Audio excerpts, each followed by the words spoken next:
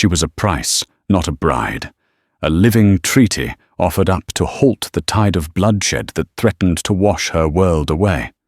In the unforgiving heart of the Arizona Territory, Abigail Monroe's life was traded for a fragile peace, forcing her into the arms of an Apache warrior, a man her people called a savage. She expected cruelty, a life of silent servitude among strangers.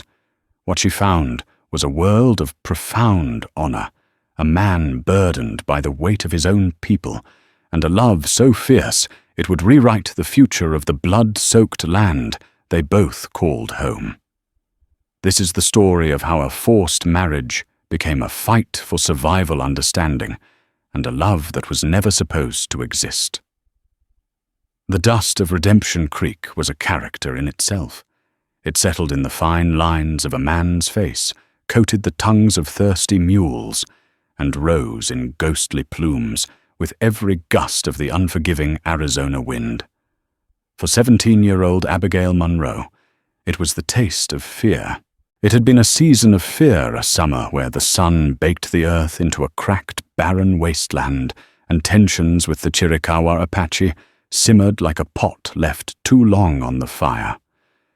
The raids had started small, a few head of cattle missing here, a ransacked supply wagon there. But then came the attack on the O'Malley homestead. No survivors. The news had spread through the settlement like a fever, leaving a chill that the scorching sun couldn't touch. Men started carrying their rifles to the privy, and women bolted their doors at high noon. Abigail's father, John Monroe, was the settlement's unofficial leader. He wasn't the richest or the loudest man, but he was steady. He'd built their small ranch with his own 2 hands, his face a roadmap of hard work and quiet dignity. He had always advocated for peace, a stance that was becoming increasingly unpopular. They were here first, he would argue at town meetings, his voice a low rumble against the tide of angry shouts. We're plowing their hunting grounds, drinking their water. We must find a way to coexist. His greatest adversary was Jedediah Thorne, a man who owned the largest swath of land and whose ambition was as vast and empty as the territory itself. Thorne's face was perpetually flushed with either whiskey or rage, and he saw the Apache not as people, but as obstacles to his prosperity. Coexist, Thorne would sneer his words, dripping with contempt. You coexist with a wolf by putting a bullet between its eyes, John. Anything less is an invitation to be dinner. Thorne had also made his intentions toward Abigail clear, seeing her as another property to be acquired. The thought made Abigail's skin crawl. The breaking point came when a patrol of armed settlers led by Thorne ambushed an Apache hunting party. They claimed the Apache were rustlers. 2 young warriors were killed. Retaliation was no longer a question of if, but when. The air grew thick with the promise of all-out war. That was when the riders appeared on the ridge. Not a war party, but a delegation. 4 Apache warriors led by the great chief himself, a man the settlers called Chiricahua. His true name was a complex song of honor they couldn't pronounce. He was old, his face a testament to 1,000 battles against the sun, the sand, and the white man. He rode into the center of Redemption Creek, and a silence fell over the town so profound you could hear the buzz of a fly. John Monroe, against the frantic protests of Thorne, walked out to meet them. Abigail watched from the doorway of their small home, her heart a frantic drum against her ribs. Her younger brother Thomas, frail since birth and racked by a persistent cough, clung to her skirts. The parley lasted for hours under the oppressive sun. Abigail brought them water, her hands trembling as she offered the ladle to the stoic warriors. Their dark eyes followed her every move, unreadable and unsettling. Finally her father returned, his face pale. His shoulders slumped with a weight she had never seen him carry before. He gathered Abigail and her mother Mary inside their home.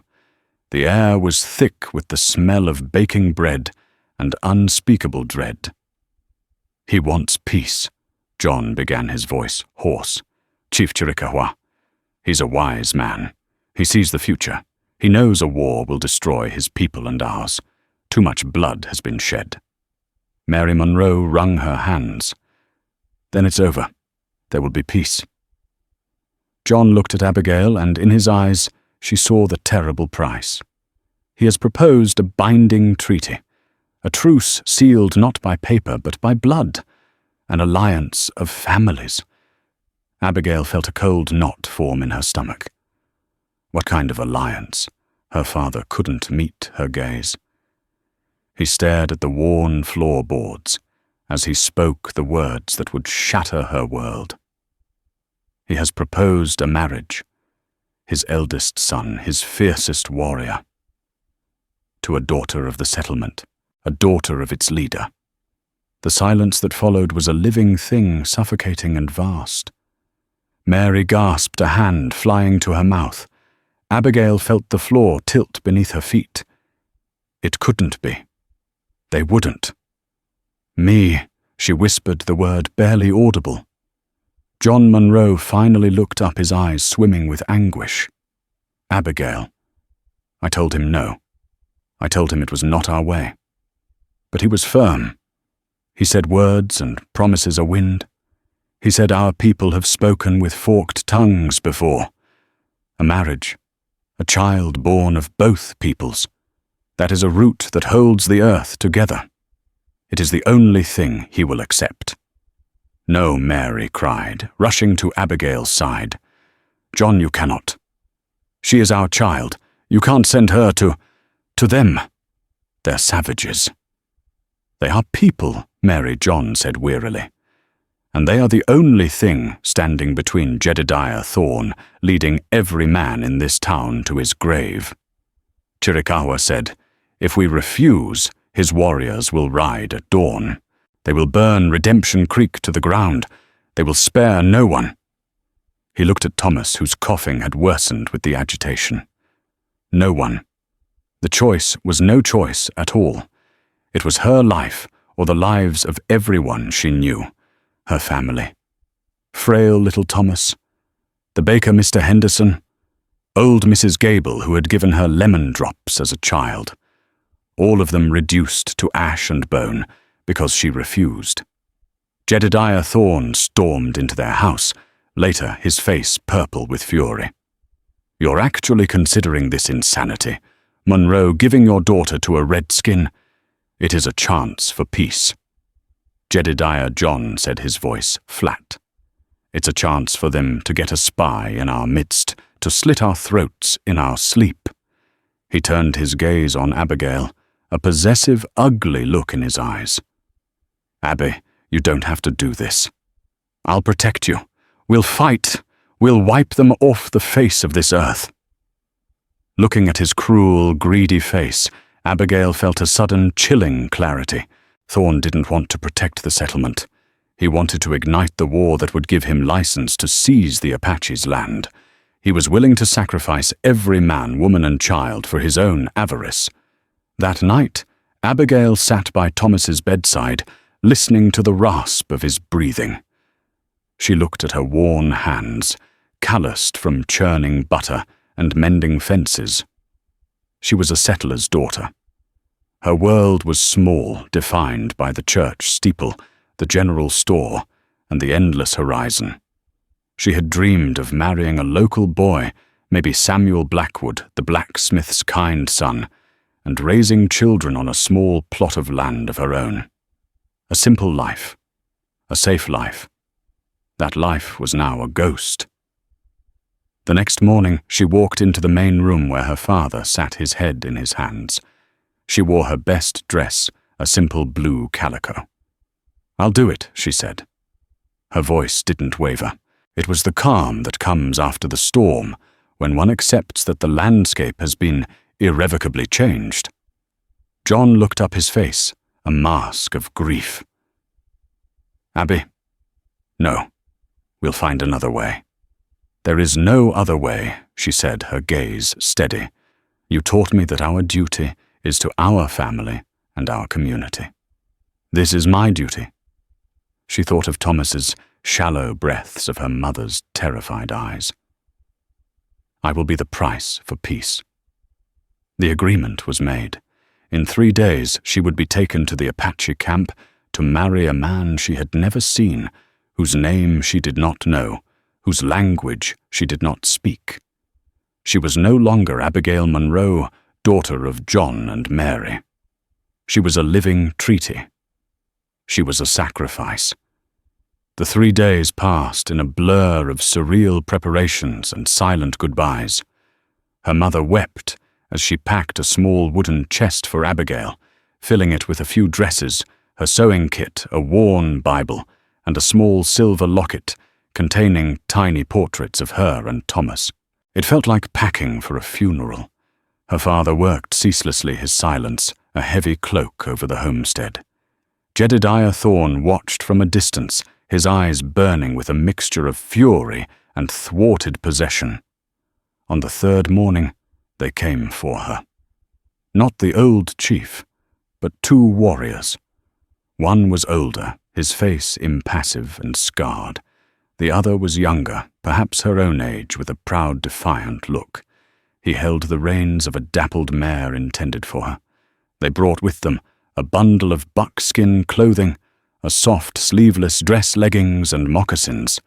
The older warrior grunted and gestured to the clothes. The message was clear: she was to leave her world behind, down to the very fabric on her skin. In the privacy of her small room, with her mother's trembling help, Abigail shed the blue calico dress of a settler's daughter. The buckskin was surprisingly soft against her skin, smelling faintly of smoke and earth.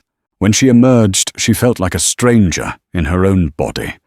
The goodbye was the hardest thing she had ever done. Her mother's hug was desperate, a silent plea to a God she wasn't sure was listening.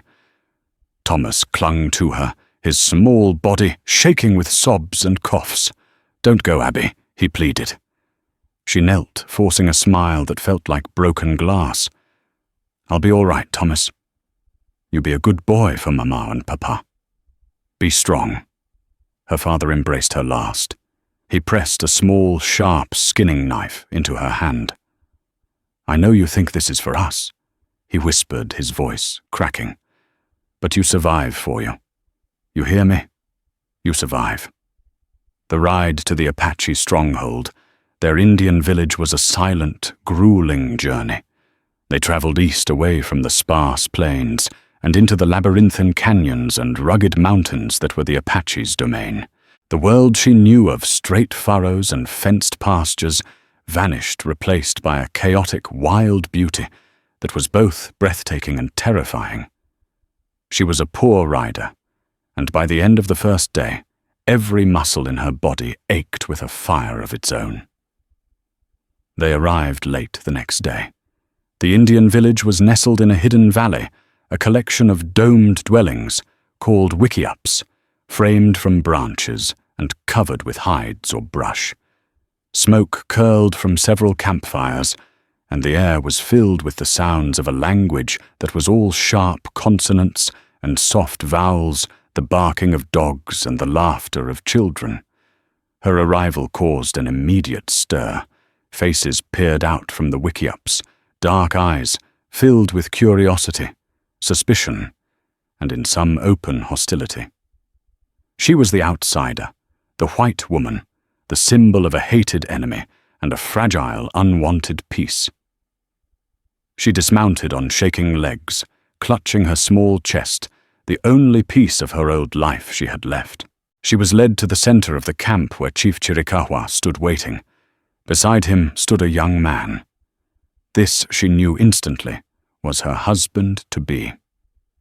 He was nothing like the brutish caricature from the settlers' horror stories. He was tall and lean, with the fluid grace of a predator. His black hair was long held back by a simple leather band. His face was all sharp angles and severe planes, his cheekbones high, his jaw strong. But it was his eyes that captured her. They were dark, intelligent, and filled with a cold, simmering anger that seemed directed squarely at her. He wore simple buckskin leggings and was bare-chested, revealing a map of scars across his torso. This was a warrior. This was the chief's son. Chiricahua spoke in his native tongue, his voice deep and resonant. Then he turned to her and spoke in the broken, halting English he'd used at the parley. "This is my son, Nachokai. In your tongue it means, 'he who fights bears.' You will be his wife." The warrior Nachokai didn't speak. He only watched her, his expression a mask of granite. Abigail felt smaller than she ever had in her life, a fragile porcelain doll in a world of stone and thorns. There was no ceremony as she understood it. No preacher, no vows. That evening she was simply taken to a wiki upset, slightly apart from the others. It was larger than most, but inside it was sparse sleeping furs, a few baskets, some weapons leaning against the curved frame. This was her new home. An older woman with a kind, wrinkled face brought her a bowl of stew. It was thick with meat she didn't recognize, corn and squash. She ate, forcing the unfamiliar food down a throat, tight with fear. Later, as the sky turned a deep, bruised purple and the campfires glowed like scattered stars, he entered. Nachokai. He moved with a silence that was unnerving, filling the small space with a powerful, intimidating presence. He did not look at her. He went to one side of the dwelling, laid out his own sleeping furs, and sat down, his back to her. The message was as clear as if he had shouted it. She was his wife, in name a political necessity, but she was not welcome in his space, in his life. He would not touch her. Days bled into a week. Abigail's life became a routine of crushing loneliness and silent observation. The Apache women ignored her. They would speak amongst themselves, sometimes casting glances her way, their expressions ranging from pity to contempt. One warrior in particular, a man with a cruel sneer named Taza, seemed to take pleasure in her discomfort. He would often say things in her presence that made the others laugh, the words sharp and mocking. She tried to make herself useful. She was a hard worker, but her skills were for a different world. She knew how to churn butter, not how to tan a hide. She could stitch a quilt, but not weave a watertight basket. Her attempts were clumsy, earning her scornful looks. Her husband remained a distant, silent figure. He would leave before she woke and return long after dark. They shared a home, but not a single word. He never used the English name the chief had mentioned. In fact, he never used any name for her at all. She was simply an invisible presence in his dwelling. Sometimes in the dead of night, she would wake and see him staring into the dying embers of the fire, his profile etched by the faint glow, a look of profound burden on his face. He was trapped just as she was. One afternoon, desperate to escape the suffocating confines of the camp, she walked to the small stream that ran through the valley. As she knelt to wash her face, her silver locket slipped from her neck and fell into the water. She cried out, plunging her hands into the cold stream, frantically searching the rocky bottom. It was her last link to her family, to her past. Suddenly a dark hand reached past her and plucked the locket from the water. It was him, Nachokai. He had been watching her. He held the locket in his palm water, dripping from his fingers. He didn't open it. He simply looked at it, then at her tear-streaked face. For the first time, his expression was not one of anger, but of something else, something unreadable. He pressed the locket back into her hand, his fingers briefly brushing hers. His touch was warm, firm. Then he turned and walked away without a word. That night, when he returned to the wickiup, he did not immediately turn his back. He stood in the opening, watching her for a long moment. "Your name," he said the English words, rough, "from disuse, the sound of his voice startling in the silence. "Abigail," she whispered. He gave a slight, almost imperceptible nod. He did not offer his own name in return. He went to his side of the dwelling and lay down. But something had shifted. A single word had passed between them. It wasn't a conversation. It wasn't kindness. But it was a beginning. It was the first crack in the wall of silence that separated their two worlds. The word hung in the air of the wickiup for days, an unspoken acknowledgement of her existence, Abigail. He had named her. In turn, she found herself thinking of him not as the terrifying warrior, but as Nachokai, a name she could not yet speak aloud. Change did not come like a thunderstorm, but like the slow, patient growth of a desert flower. Abigail realized that if she were to survive, she could not wait for acceptance to be offered. She had to earn it. She began to watch the women more closely, not as an outsider, but as a student. She watched how they used sharp stones to scrape hides, how they ground mesquite beans into flour, how they wove yucca fibers into strong rope. Her first real teacher was the old woman who had brought her stew on her first night. Her name was Ishkaine, meaning she who remembers. Ishkaine had lost her own son in a skirmish with soldiers years ago. Perhaps she saw in Abigail not a white woman, but another grieving soul. She began to communicate with Abigail through gestures and patience. She showed her how to find the edible roots that grew by the stream, how to properly grind corn without cracking the grinding stone, and how to use a bone awl and sinew to stitch moccasins. Abigail's hands, once soft from kneading dough, became calloused and stained. She was clumsy, and her first attempts at moccasin stitching were laughably poor, earning snickers from the younger women. But she didn't stop. Every morning, she would present her work to Ishkaine, who would patiently undo the crooked stitches and guide her hands again. Nachokai noticed. He would return to the wickiup and see her small improving works, a slightly lopsided but functional pouch, a poorly tanned but usable piece of rabbit hide. He never commented, but she felt his gaze linger a moment longer than before. One evening he returned with a deep gash on his forearm from a hunting accident. He sat by the fire preparing to treat it himself with a poultice of herbs. Abigail watched him, her heart pounding.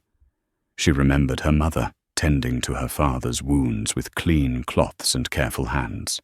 Hesitantly, she took a clean strip of cloth from her own dwindling supply, dipped it in the water bucket, and approached him. He stiffened as she knelt before him, his hand hovering over the knife at his belt. His eyes were hard, suspicious. "May I?" she whispered, her voice barely a breath. He stared at her for a long moment, a silent battle waging in his gaze. Then slowly he lowered his arm, an unspoken consent. With trembling fingers she gently cleaned the wound, her touch as light as she could make it. She then watched as he applied his own herbal medicine, before she carefully wrapped the wound with the cloth. Her hair fell forward, brushing his skin, and she saw a muscle clench in his jaw. When she was done, she retreated to her side of the dwelling without a word.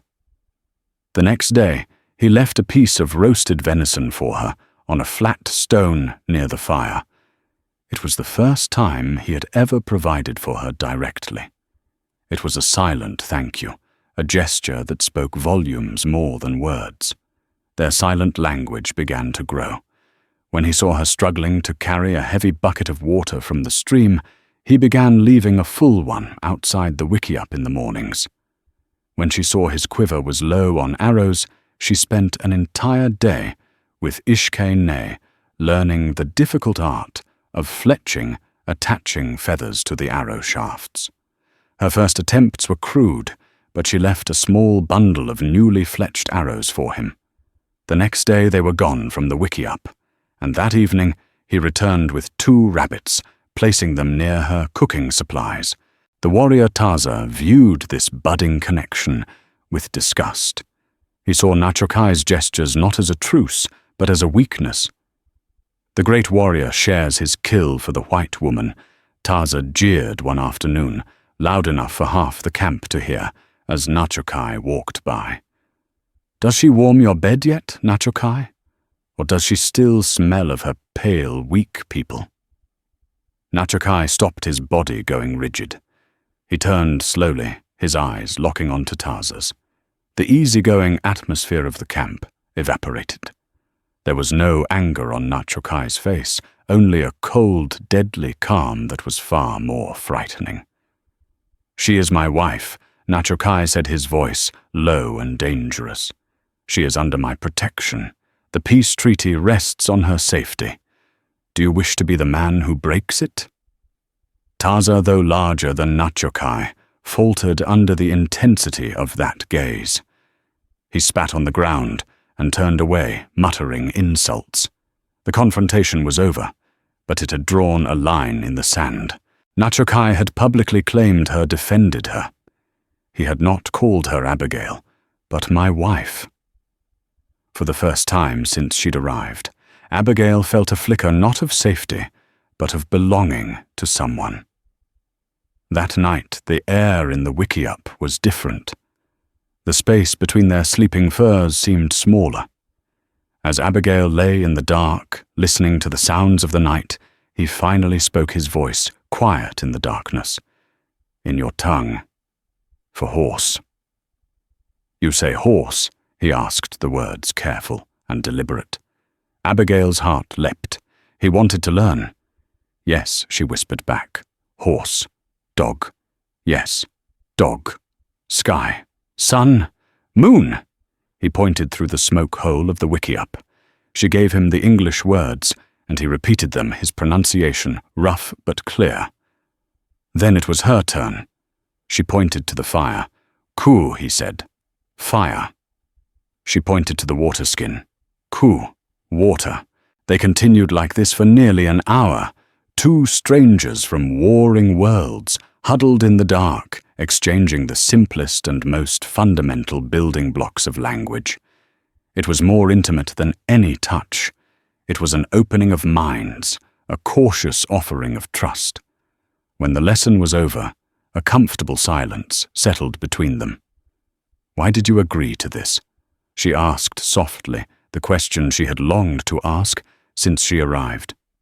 "To this marriage." He was quiet for a long time. She thought he wouldn't answer.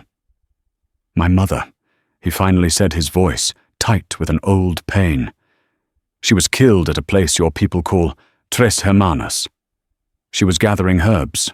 Soldiers shot her for sport." Abigail gasped, a hand flying to her mouth. "My father's heart is broken." Nachokai continued, his gaze distant. "But he is a great chief. He sees that the path of revenge leads only to more graves. He sees his people starving. He sees the white man's numbers like ants upon the sand. He chose peace so that other sons would not lose their mothers. I honor my father. I do this for my people." She finally understood the anger in his eyes.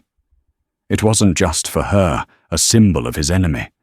It was for the memory of his mother, a profound grief he was forced to swallow for the sake of the very people responsible for her death. "I'm sorry," she whispered, the words utterly inadequate. He gave a sharp, bitter nod. "The world has no room for sorry.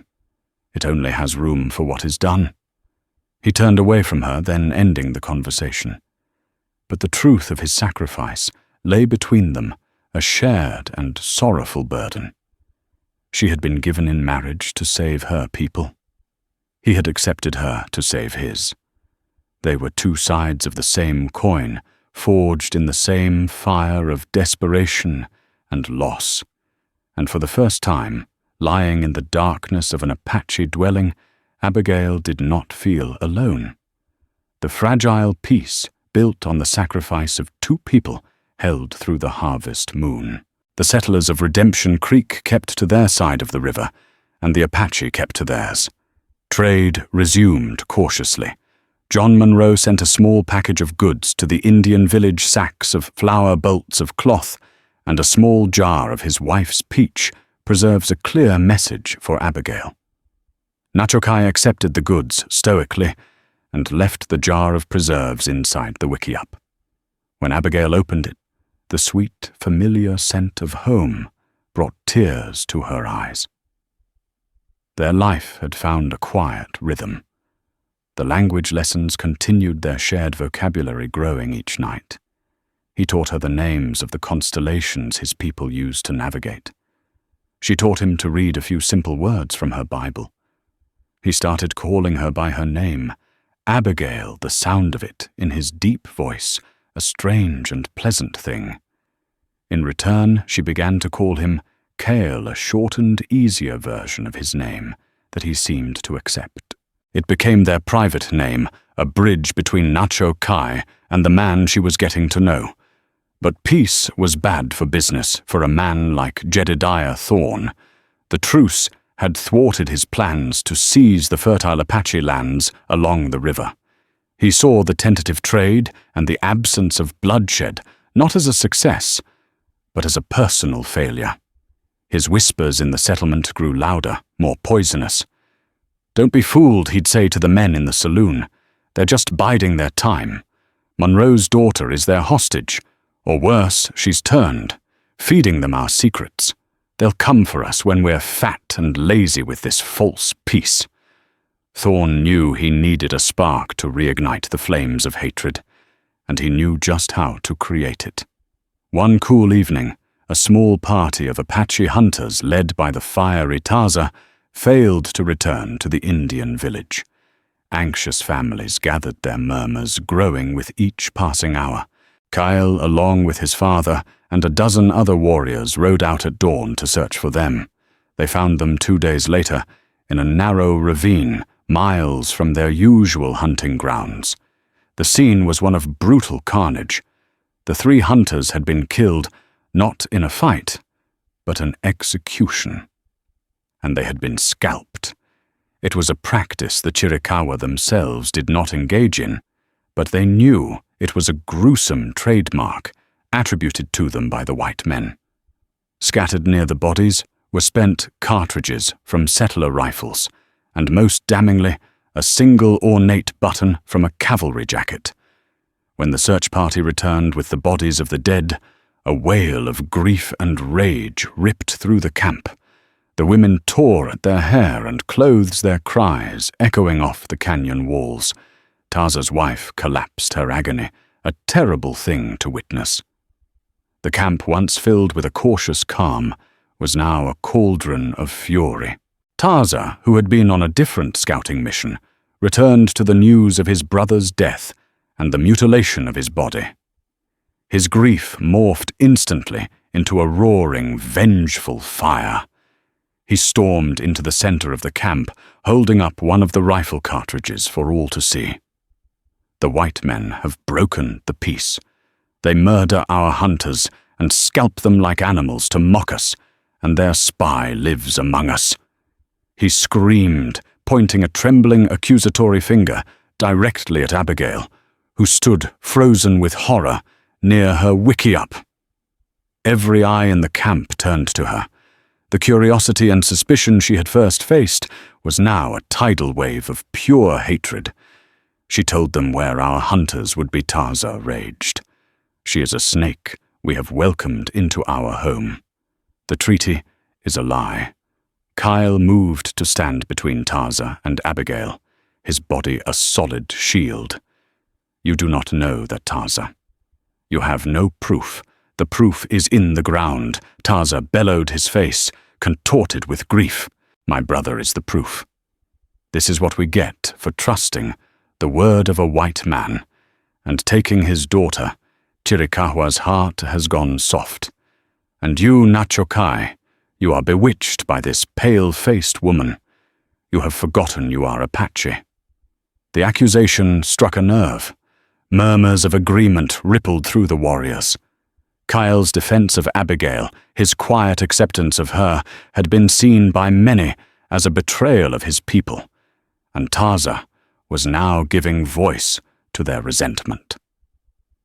Chief Chiricahua emerged from his dwelling, his face grim. "We will hold a council. We will not be ruled by fresh grief. We must be wise." But the seeds of war had been sown. The war drums began that night, a slow, ominous heartbeat that promised retribution. Abigail huddled in the wickiup, the sound vibrating through the very ground, a death knell for the peace she had been traded for. Kyle entered late, his face like a thundercloud. The brief warmth that had grown between them was gone, replaced by the old cold distance. He saw the terror in her eyes. "Did you know of this?" he asked, his voice low and dangerous. The question was a physical blow. After everything, after the shared words in the dark, the quiet gestures, the slow-growing trust, he could still believe she was capable of such a betrayal. "No," she whispered, her voice breaking. "Kyle, you know me. You have to know I would never. I know you are one of them," he cut her off, the words sharp and cruel. "Your blood is their blood. My father is a man of peace," she pleaded, tears streaming down her face. He would never sanction this. It had to be someone else. Who Kyle demanded. Who else would want war? And then a memory surfaced, a fragment of a conversation she had overheard weeks ago back in Redemption Creek. Jedediah Thorne, drunk and angry in the saloon, talking to his cronies. She hadn't paid it much mind then. If a few of their hunters go missing, regrettable of course, but it might just be the thing to thin out the herd and get Monroe to see reason. Her blood ran cold. "Jedediah Thorne," she said, her voice shaking. "Before I left, I heard him talking. He said he wanted to thin out the herd. He wants your land, Kyle. He has always wanted war." Kyle stared at her, his expression torn between suspicion and a desperate desire to believe her. Her story was plausible. It fit the man he had seen at the parley, the one with the hateful eyes. But it was still just her word against the brutal evidence of his dead kinsman. "The button," he said, thinking aloud, "from a soldier's jacket. He could have gotten it anywhere," Abigail insisted. "Thorne is clever. He would want to deflect the blame. He wants the settlers and the army to fight his war for him." The council was held the next morning. The air was electric with talk of vengeance. Taza spoke first, his words impassioned and filled with rage, demanding they ride on Redemption Creek and burn it to the ground, starting with John Monroe. He demanded they kill the white woman, the spy, as a first act of justice. Then Kyle spoke. He did not defend Abigail directly. Instead, he spoke of tactics and wisdom. Taza's heart is heavy with grief, and his words are true. Kyle began surprising everyone. "Our brothers have been murdered. This cannot stand. But a rabid dog bites blindly. A wise wolf chooses his target. The evidence we found, it is too easy." He held up the ornate button. "This is the button of an officer. They are not common. Why would a common settler have one? And why would he leave it behind? It feels like a trail of false scents designed to lead us into a trap." He then repeated Abigail's theory without naming her as the source. "There is a man among the settlers who thirsts for this war, who profits from it. What if this is his work? An attack on the settlement will bring the soldiers. A full-scale war. We will be fighting the army, not just the settlers. It is exactly what this Thorne would want." His words planted a seed of doubt. Chiricahua, his face a mask of sorrow, listened intently. He saw the logic in his son's argument. An all-out war against the settlers and the cavalry would be disastrous. "What do you propose, my son?" the chief asked. "Give me 3 days." Kyle said, his eyes scanning the hostile faces of the other warriors. 3 days to find proof, to find the real snake in the grass. If I fail, I will lead the first charge on the settlement myself. It was a huge gamble. He was staking his honor, his position as a war leader, on the word of his white wife. The council grudgingly agreed. 3 days. Kyle returned to the wickiup, where Abigail waited, her entire future hanging in the balance. "I have bought us time," he said, his voice grim.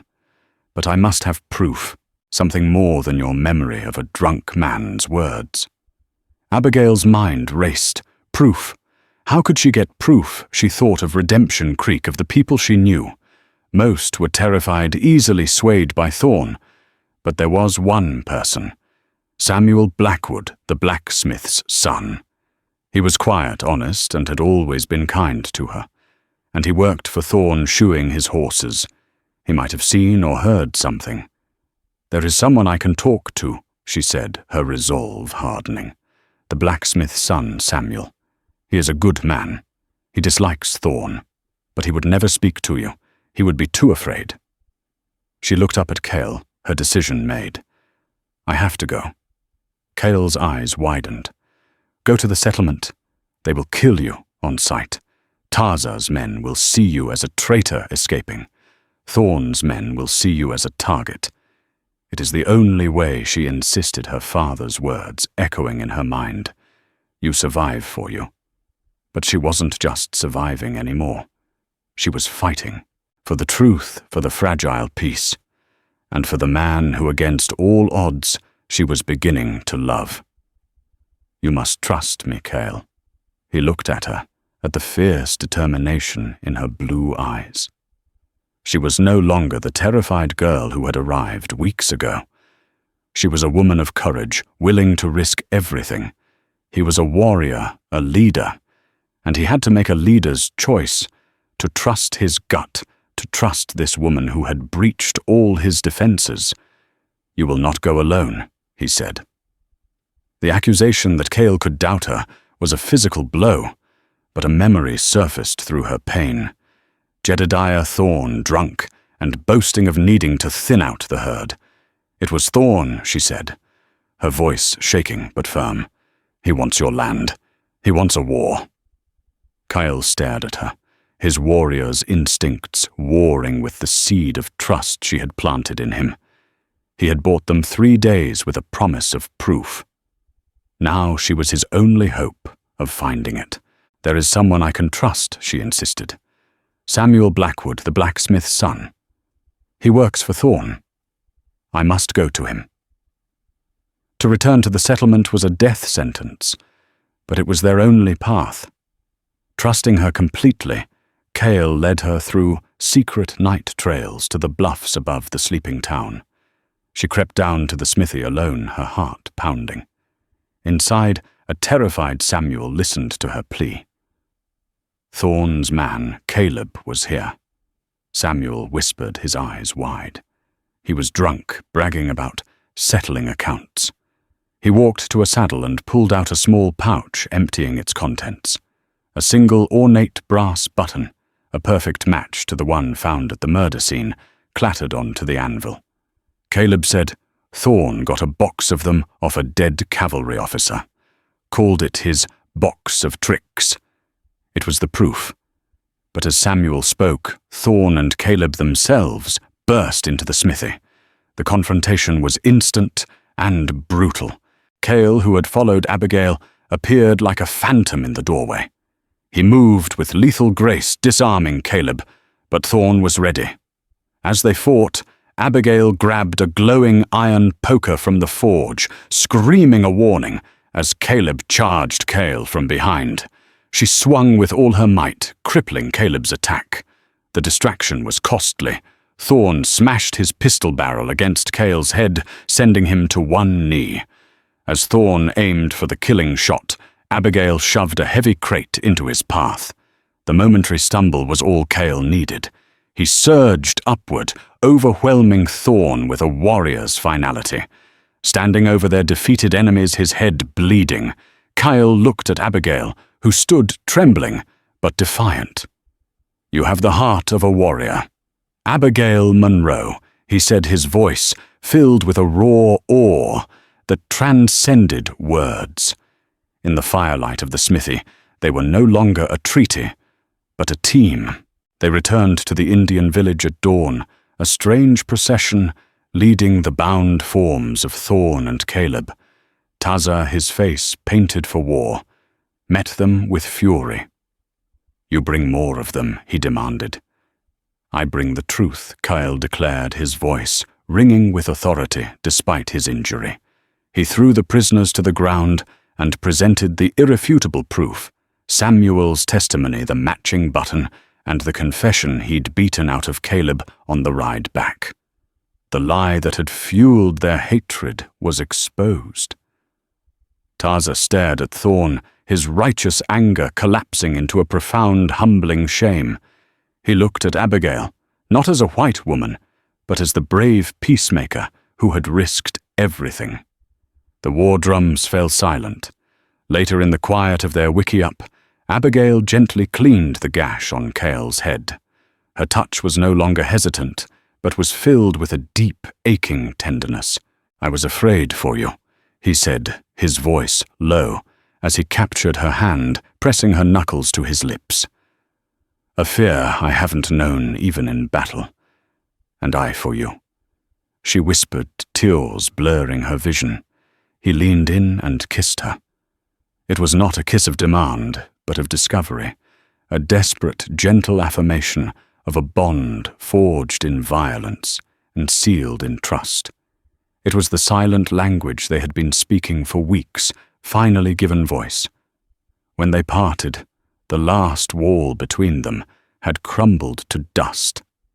"My people have small words for big things," he murmured against her hair. "Love is not quiet. It is a battle for the one who holds your heart."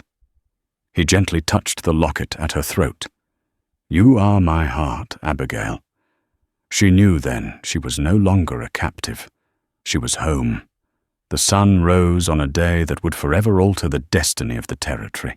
The delegation that rode from the Apache Indian village was a living, breathing paradox, a sight that would have been dismissed as a madman's dream just a week prior. At its head rode Kyle, the chief's son, his head bandaged in clean settler's cloth, a stark symbol of the clash he had endured. Beside him, riding not as a captive, but as an equal, was Abigail.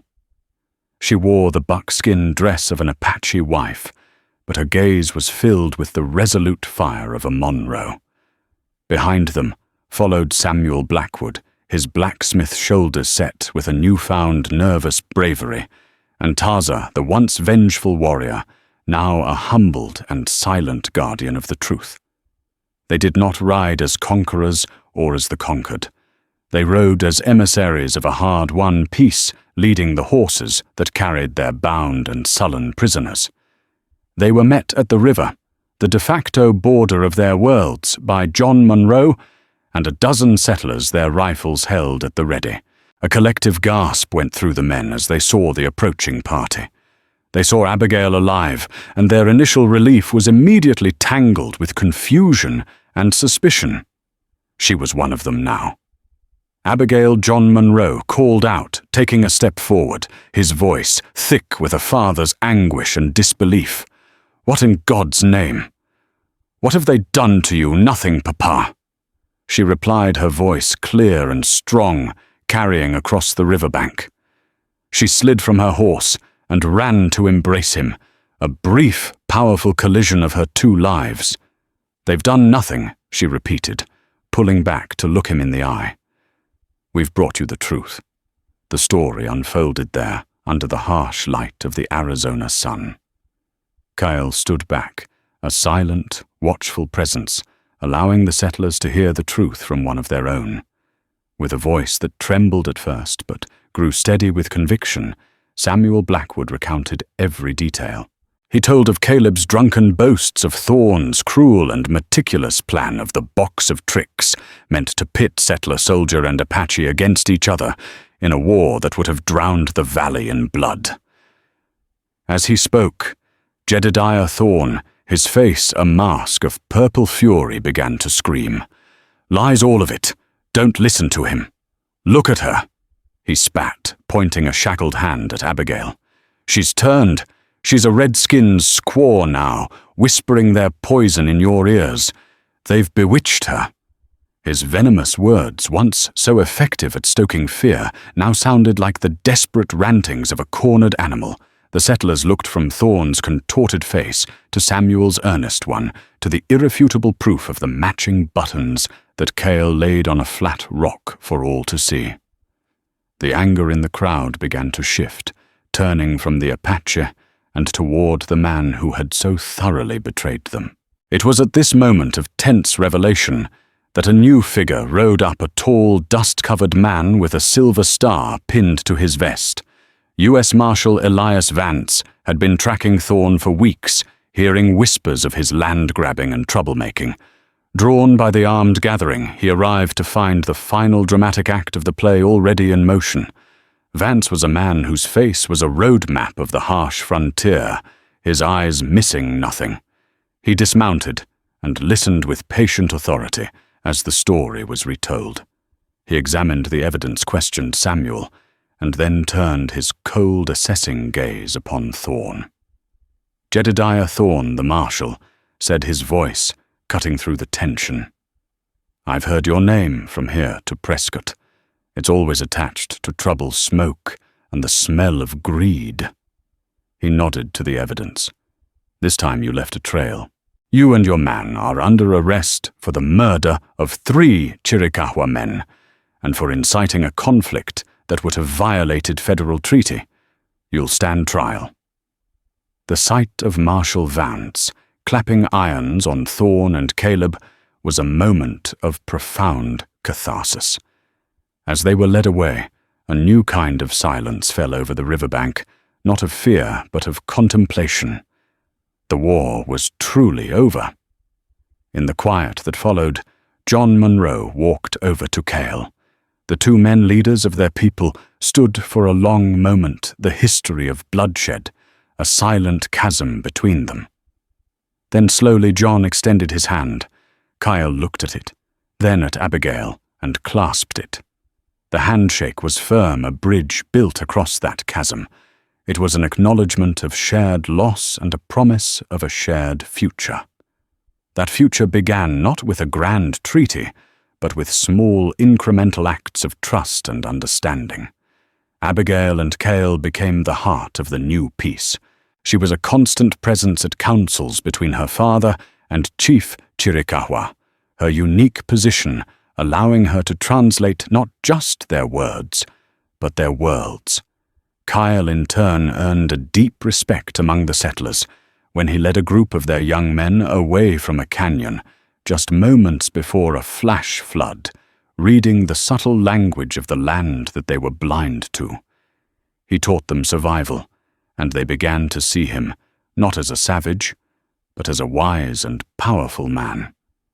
Their life together settled into a rhythm of 2 cultures intertwined. Their wickiup became a testament to their union, a place where a woven Apache basket sat comfortably beside Abigail's worn Bible. Though some on both sides still harbored the old hatreds, they were drowned out by the growing chorus of cooperation. The peace held because it was no longer a bargain. It was a choice renewed each day. Months passed, and the heat of summer gave way to the crisp chill of winter. The first snows dusted the high peaks, blanketing the land in a pristine white. One evening, as a fire crackled warmly inside their home, Abigail sat mending one of Kyle's shirts. She paused in her work, a slow, secret smile gracing her lips. Kyle watched her, his love for her, a quiet, constant fire in his own heart. She put down her sewing, took his strong, calloused hand, and gently placed it flat against her stomach. His brow furrowed in question. "Kyle," she whispered, her blue eyes shining with a sacred joy. "My love." The chief spoke of a peace, sealed by blood, a root to hold the earth together. She pressed his hand a little firmer. "Our root, it has begun to grow." The meaning dawned on him, and the transformation was breathtaking. The stoic warrior, the great Nachokai, dissolved, replaced by a man struck by a miracle. His eyes, which had seen so much death, widened with a look of pure, unadulterated wonder. He knelt before her, his wife, and pressed his ear to her belly as if he could already hear the tiny heartbeat of the future. This child would not be just a symbol of peace. It would be the peace itself, made flesh and blood. It was the ultimate fulfillment of his father's wisdom, the true hope for his people's survival. A life born not of war, but of a love that had been powerful enough to end one. He looked up at her, his heart overflowing, and knew their story was the one that would be told for generations, a story of how a new dawn rose from the darkest of nights, from the dusty ashes of a forced bargain. A love story for the ages was forged. Abigail Monroe and the warrior Cale proved that the deepest divisions can be bridged not by treaties written on paper, but by the courage written on the human heart. Theirs is a testament to the idea that love is not found in the absence of conflict, but is often forged in its very flames. It's a story of looking past prejudice to see the person within, and of finding your true home in the most unexpected of places. If this story of sacrifice, honor, and a love that defied all odds moved you, please help us share it with the world. Hit that like button to show your support. Share this video with someone who appreciates a powerful tale of the Old West, and most importantly, subscribe to our channel for more stories that bring history to life. Thank you for listening.